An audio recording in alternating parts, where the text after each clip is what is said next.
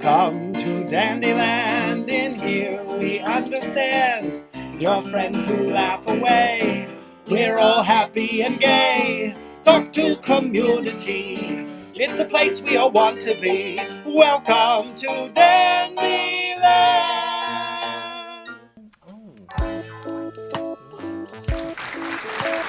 Oh, hello, darlings. You've got me doing one of my favorite things, thinking about the peach scene from Call Me By Your Name.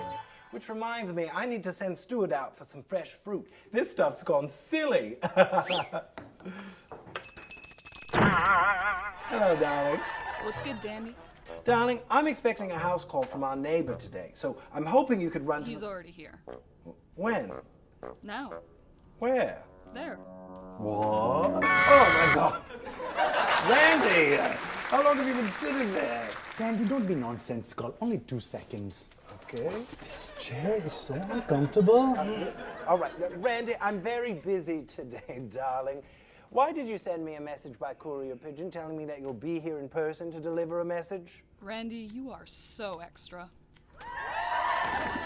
I did send a pigeon because I wanted to formally invite you to the Community Garden Center's Community Garden Party's upcoming fundraiser for renovations.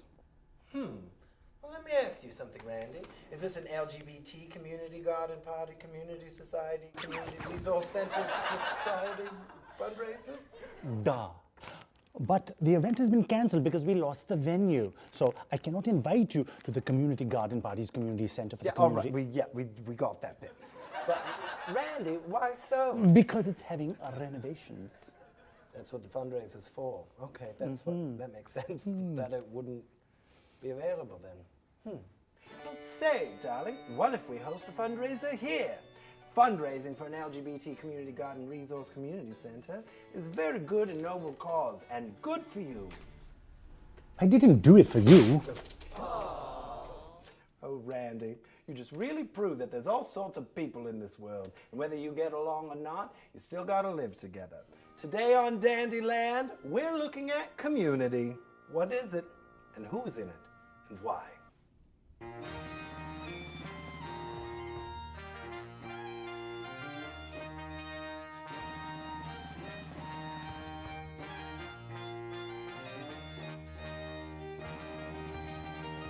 Today's episode is brought to you by Gay Spray, now in Zesty Tropical and Musty Orchid. My neighbor Randy got me randy for more community, so I hopped over to another hub for the Lavender Society, the Hymn Clinic. I am Evan Matchett Wong, they them pronouns. I am the program director. What does HIM stand for? Health Initiative for Men. And is it just for men? Oh goodness, no. Oh.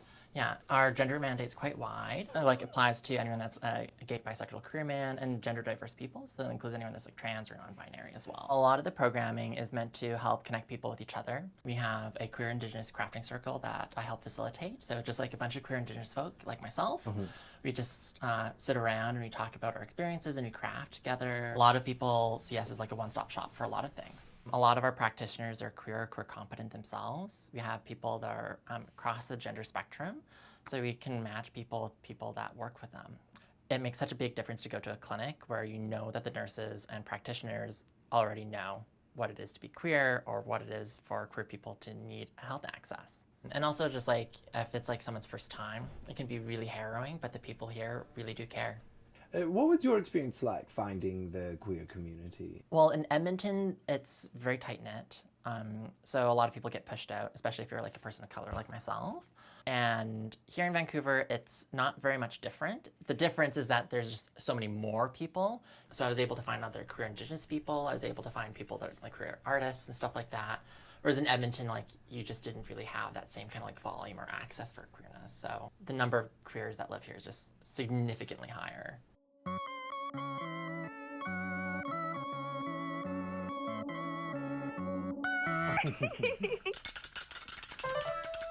Oh, I thought, no, you go ahead. Welcome everyone, and thank you for coming here to celebrate me and my amazing idea to have a fundraiser. I know I'm amazing, but we want to raise money for the renovations. Empty out those pockets, please. Renovations? I thought this was a pyramid scheme. How else am I going to buy unregulated makeup?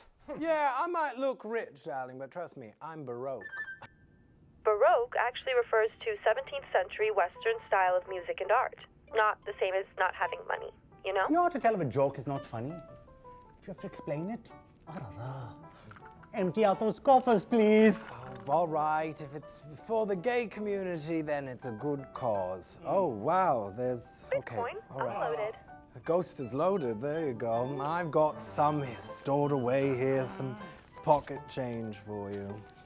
A little more? Okay, How about a lot there more? might be a little deeper there. That's a lot. All right, it's fine. There's some more there. All right, let's see what else we got. All right. Stop. No, I'm gonna speech this time. Darlings, thank you for your generosity, and 3 cheers to supporting community. Huzzah! Huzzah! Huzzah! Huzzah! Huzzah! And now everyone at home, huzzah! Well done.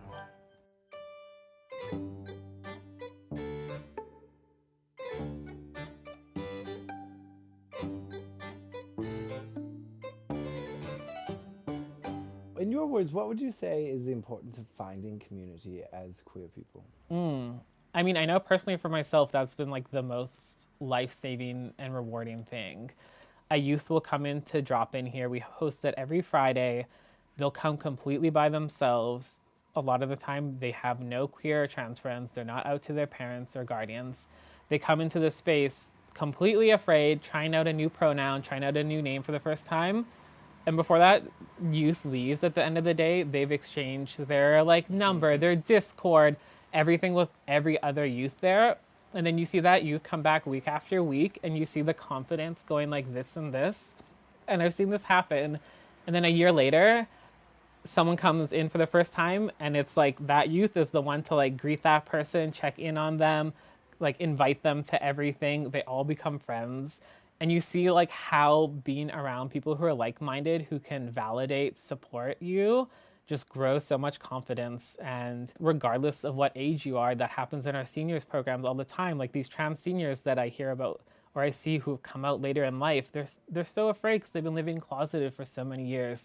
But once they're in a room together and there's a whole table of trans seniors sharing their life story to someone who just gets it intrinsically because they've lived the same life story, the release and pressure that you can see of people being like, oh, it's not just me, is amazing. And then the thing people get to do is celebrate their identities and have fun. The stakes become way less when you're the only one or you're carrying that burden.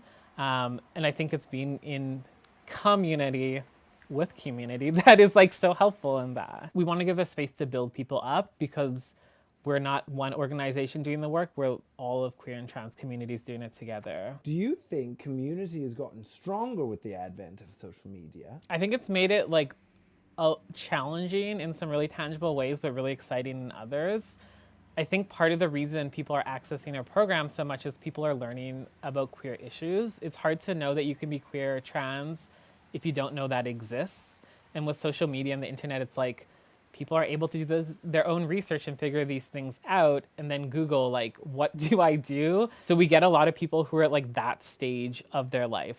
They are questioning, they're confused, maybe they've just come out to 1 or 2 people. And I think the good thing about social media is it gives those people a chance to have someone on the other side. People can call community any day of the weekday and we'll have someone at the front desk here whose job is just to support people with whatever problems they're having. They could be I'm queer and I want a new haircut, but I feel I don't know where to go because I don't know if it's going to be a safe space, and we'll give them recommendations. Maybe they need a doctor and we can help them through that process. Social media has been great for that. People know about us more than ever. And also with the online world, we can support people outside of just our physical location. So the people who honestly need support the most are people who don't have connection because there's not a big queer trans community around them. So someone who is a trans senior in Prince George who's coming out at 65, which is something that happens all the time, doesn't have to go try to find a trans person in their community that might be really small and conservative.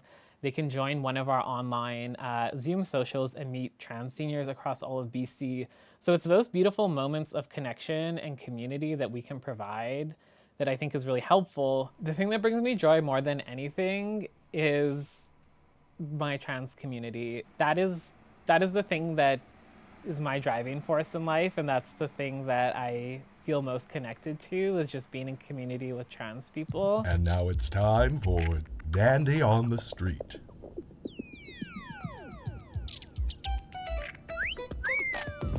Community is caring. Being involved, it's activism. If you see something, say something. There's some people that see stuff and they just walk by. And that's not right. I think if you see something, there's something innately in you that says, I need to speak up. And I think if people did that more, we'd have a more cohesive society. One day we're gonna need someone. So it's like we have to be there when someone needs us. Does living in this neighborhood make you gay? I'm not gay. Do you live in the neighborhood? Yeah, absolutely I do. I love this neighborhood. I've been here for 10 years and I don't want to move out of this neighborhood. I love it so much. I actually used to work up at Shoppers, so I know like pretty much everybody in the neighborhood. So Everyone shops at Shoppers. everybody shops at Shoppers. That's so. why they call it that. Yeah. I think the importance of community is if you see anyone moving into your city, treat them with kindness, make them feel like they're part of the family. A lot of people don't have family, so they rely on their chosen families to get that love.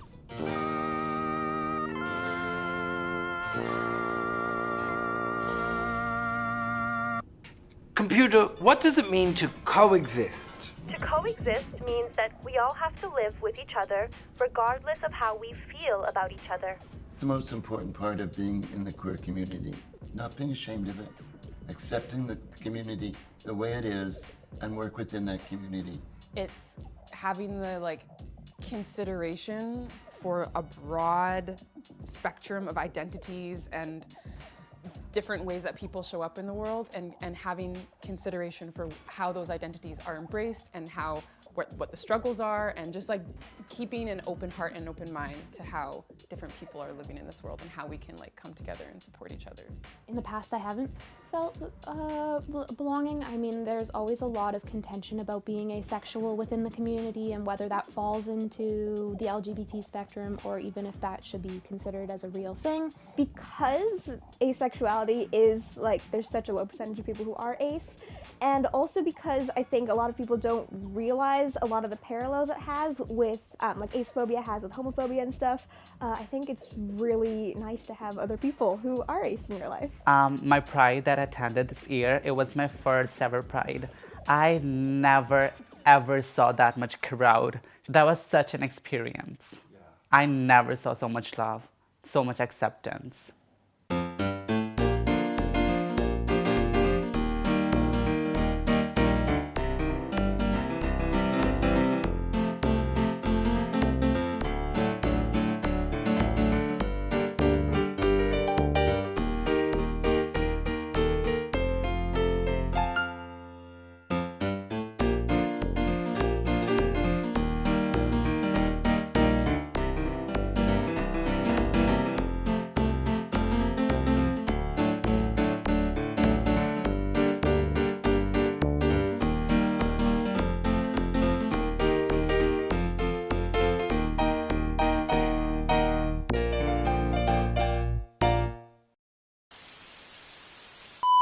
Come and get your gay spray. One for you and one for your gay friend. Gay spray. One spritz, darling. That's what they say. And now you're gay. Is that how that works? Well, buy yours and find out. I used it the other day. And you know what? I'm gay. Darling, we can't get rid of the stuff. We have too much gay spray. Everything must go. Listen, I love gay spray. Take it. I don't need it. I got plenty of it. So you should get one. Not just one, not two, but I mean all of it, darling. All of the gay spray. Take it. Talk to your gay doctor and see if gay spray is right for you. Do not spray directly on your lesbians. As you know, Dandyland was proudly sponsored by Gay Spray, but it has all been recalled. If you've ordered Gay Spray, we need that spray back, babe. We'll cover shipping. Send them back. We need the Gay Spray. Gay Spray, give it to me.